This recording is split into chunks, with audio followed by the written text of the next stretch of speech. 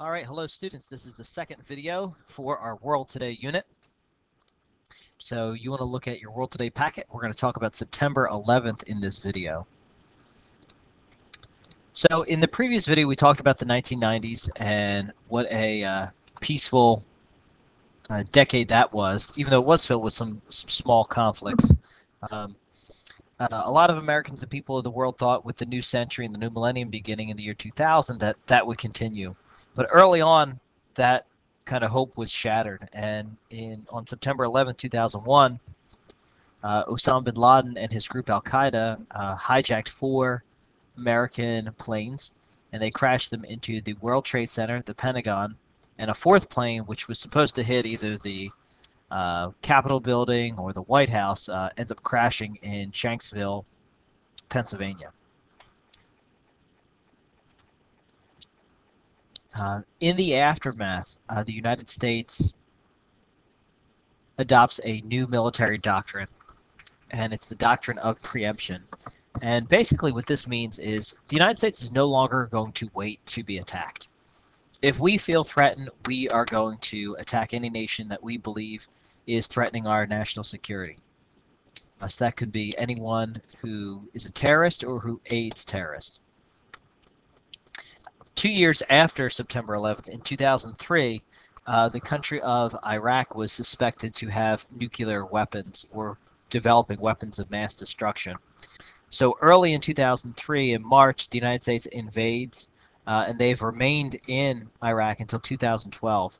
So far, there have been at least 3,000 American lives, and the cost for the war in Iraq was $1.6 trillion.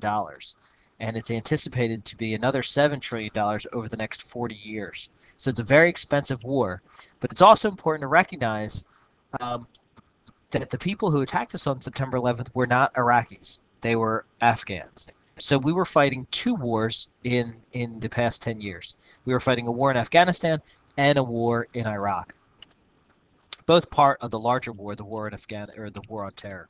And then the last point with September 11th is that in Afghanistan, America will eventually capture Saddam Hussein.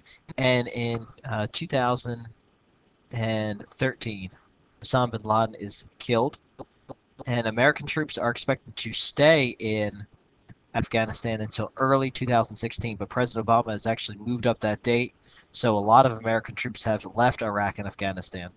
And so far, that war has cost America $6 trillion. So both of these wars are very, very expensive, and there's not going to be a clear end in sight. I know a lot of people are anticipating the war just to be over and done with, but we have to phase out our presence. Otherwise, as history serves, especially after World War I, a lot of the problems, if we don't do it right this time, a lot of problems will still persist, and there could be another war down the road. This was an image very famous to a lot of Americans, the image of the 2nd plane hitting the World Trade Center. September 11th was characterized, it was a Tuesday morning. I know for me, I was a senior.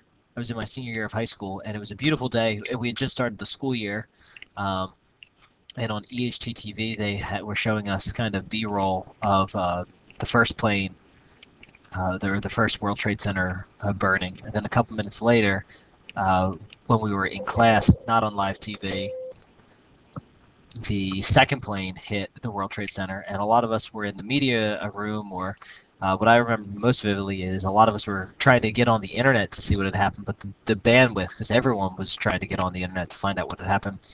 Because this, believe it or not, this was before the iPhone had come out, so in 2001, bandwidth, everything was still hardlined, and networks were collapsing and falling down. So it was kind of difficult to get accurate information, but this was an image that a lot of us remember from 9/11.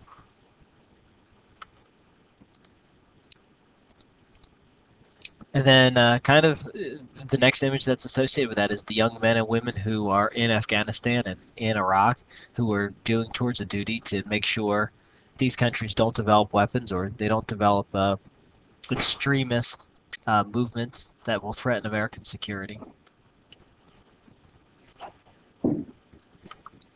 And in our next segment, we will talk about challenges of today.